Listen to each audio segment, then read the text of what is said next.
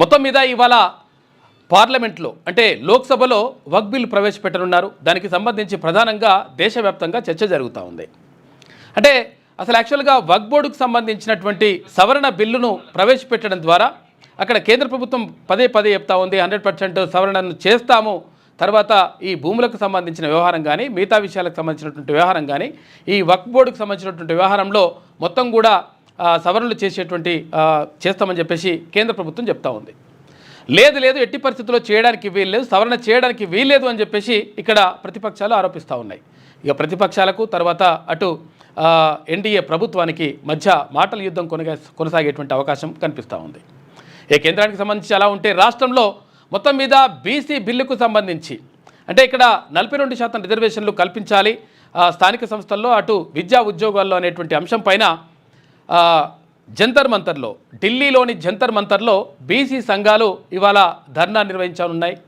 ఈ నేపథ్యంలో మొత్తం మీద అక్కడ ప్రభుత్వానికి, కేంద్ర ప్రభుత్వానికి అల్టిమేటం జారీ చేసేటువంటి అవకాశం కనిపిస్తూ ఉంది. అయితే ఏం చేసినా కానీ అక్కడ కేంద్ర ప్రభుత్వం స్పందిస్తుందా?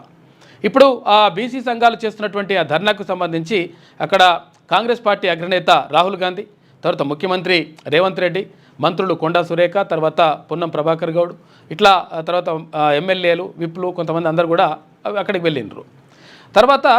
మంచిగా ఉన్నది అంతా జరుగుతూ ఉంది. కానీ ఇక్కడ బీఆర్ఎస్ తర్వాత బీజేపీ రెండు పార్టీలకు సంబంధించినటువంటి నేతలు మాత్రం అందులో పాల్గొనలేరని చెప్పేసి తెలుస్తూ ఉంది. అయితే మరి వాళ్ళ వ్యూహం ఏంది? నిజంగా ఇప్పుడు బీసీలకు 42% రిజర్వేషన్లకు సంబంధించి ఎవరి స్టాండ్ ఏంది?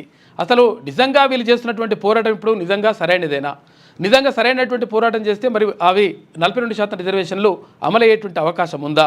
పార్లమెంటులో 2/3 వంతు ఇక్కడ సభ్యుల చేత ఆమోదం పొందుతుందా?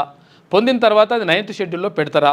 పెట్టిన తర్వాత ఇది 42% రిజర్వేషన్ తెలంగాణ రాష్ట్రంలో ఇక్కడ విద్యా ఉద్యోగాల్లో తర్వాత స్థానిక సంస్థల్లో అమలవుతుందా అనే అంశం పైన ఇప్పుడు ప్రధానంగా చర్చనీయాంశంగా మారింది. అసలు నిజంగా ఏం జరుగుతూ ఉంది అంటే రాష్ట్ర ప్రభుత్వం ఏం చేస్తూ ఉంది అంటే ఈ బంతిని తీసుకుపోయి కేంద్రం కోర్టులో వేసేస్తుంది. కేంద్రం కోర్టులో వేసేస్తే మేము రెడీగా ఉన్నాం, మేము అసెంబ్లీలో ఏకగ్రీవ తీర్మానం చేసినాం, కానీ అక్కడ కేంద్రమే అడ్డుకుంటుంది అనేటువంటి ప్రయత్నం చేస్తూ ఉంది రాష్ట్ర ప్రభుత్వం అనేటువంటి ఆరోపణ. లేదు అక్కడ మళ్ళీ ఇప్పుడు ఏం చేస్తున్నారు అంటే చూడాలి. యాక్చువల్గా ఇప్పుడు జరిగినటువంటి ఆ పరిణామాల నేపథ్యంలో కేంద్ర ప్రభుత్వం ఎలాంటి నిర్ణయం తీసుకుంటుంది, తర్వాత అక్కడ ఎన్డీఏ సర్కార్ ఎలా మద్దతు తెలియజేస్తుందా, లేకపోతే బీసీ బిల్లును వ్యతిరేకిస్తుందా అంటే వ్యతిరేకించేటువంటి అవకాశాలు ఎక్కువగా కనిపిస్తూ ఉన్నాయని చెప్పేసి నిపుణులు అంటున్నటువంటి మాట. అయితే మొత్తం మీద బీసీలకు సంబంధించి 42%కి సంబంధించి ఇక్కడ ఢిల్లీలోని జంతర్ మంతర్లో ఇవాళ భారీ ధర్నా కార్యక్రమం జరుగుతూ ఉంది.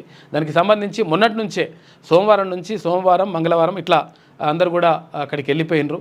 నిన్న మంత్రులు తర్వాత ఎమ్మెల్యేలు కొంతమంది వెళ్ళిపోతే మొన్ననే బీసీ సంఘాల నేతలు వెళ్ళిపోయినరు. 1500 మంది వాళ్ళు, ఇక వివిధ రాష్ట్రాల నుంచి వచ్చే 1500 మంది బీసీ సంఘాల నేతలు, అటు ఎమ్మెల్యేలు, మంత్రులు వీరందరూ కూడా కార్యక్రమం నడుస్తుంది. మరి ఎట్లా నడుస్తుంది, ఏం కథ అనేటువంటిది చూడాలి.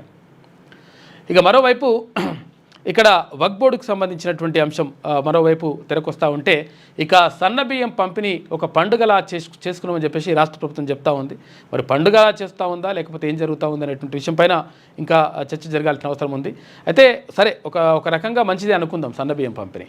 అయితే ఇక్కడ హెచ్సియుకు సంబంధించి అంటే హైదరాబాద్ సెంట్రల్ యూనివర్సిటీకి సంబంధించి 400 ఎకరాల భూమి ఏదైతే ఉందో ఆ భూమి అది తెలంగాణ ప్రభుత్వానిదే.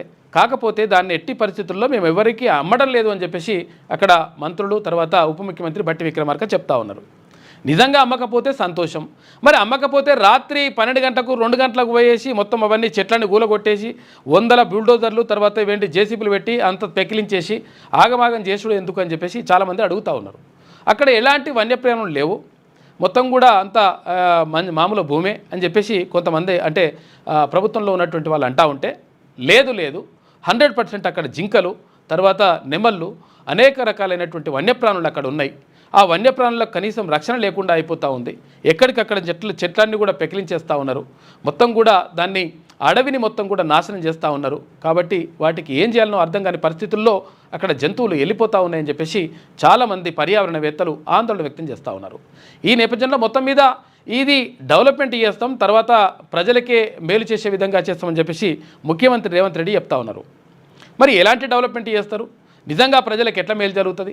నిజంగా మరి ఒకవేళ అదే సరే కొట్లాడిన తర్వాత కోర్టు నుంచి వచ్చిన తర్వాత సరే ప్రభుత్వం అనేది అనుకుందాం. లేకపోతే ఇక్కడ హెచ్వి వాళ్ళు ఏమంటున్నారు, హైదరాబాద్ సెంట్రల్ యూనివర్సిటీ వాళ్ళు ఏమంటున్నారు, ఇది మాకు సంబంధించినటువంటి భూమే, దీనికి సంబంధించి ఇప్పటివరకు హద్దురాలు బిద్దురాలు ఏం బాతలేదు, కాబట్టి దీనికి ఎప్పుడు కూడా కొలతలు ఏం జరగలేదు, కానీ మా భూమే అది అని చెప్పేసి అక్కడ రిజిస్టార్ అంటా ఉన్నాడు. ఇక భారతీయ జనతా పార్టీ ఏమంటా ఉంది, 100% ఇక్కడ ఈ 400 ఎకరాల భూమికి సంబంధించి 100% అటవీ శాఖ తర్వాత వీళ్ళందరూ కూడా దీనిపైన చర్యలు తీసుకోవాలని చెప్పేసి భారతీయ జనతా పార్టీ నేతలు కేంద్ర ప్రభుత్వాన్ని కోరుతా ఉన్నారు. మొత్తం మీద ఈ కథ ఇట్లా నడుస్తూ ఉంటే అక్కడ బీఆర్ఎస్ మాత్రం ఎట్టి పరిస్థితుల్లో భూములు అమ్మడానికి వీల్లేదని చెప్పేసి అంటూ ఉంటే, మరి మీరు చేసిన కథ ఏంది, గతంలో మీరు అమ్మితిరిగా అని చెప్పేసి వీళ్ళు అంటూ ఉన్నారు. మరి మీరంతే మీరంతే బాగానే ఉన్నది, కానీ మరి ప్రజల పరిస్థితి ఏంది? ఇప్పుడు 400 ఎకరాల భూమికి సంబంధించి మరి అమ్మము అని చెప్పేసి ప్రభుత్వం చెప్తా ఉంది, నిజంగా ఆ మాట మీదనే ఉంటుందా లేకపోతే మాట పక్కకు నిలబడుతుందా అనే విషయం పైన చూడాలి. ఇంకా చాలా విషయాలు నేను మనం మాట్లాడుకుందాం. లేటెస్ట్ న్యూస్ తెలుగు మరియు ఇంగ్లీష్ అప్డేట్స్ కోసం ఇప్పుడే క్యూన్యూస్ అఫీషియల్ యాప్ని ప్లే స్టోర్ నుండి డౌన్లోడ్ చేసుకోండి. సరికొత్త సమాచారాల కోసం క్యూన్యూస్ వెబ్సైట్ని ఫాలో అవ్వండి. ఛానల్లో ప్రాంతీయ, జాతీయ, అంతర్జాతీయ వార్తలు వీక్షించండి. లైక్ చేయండి.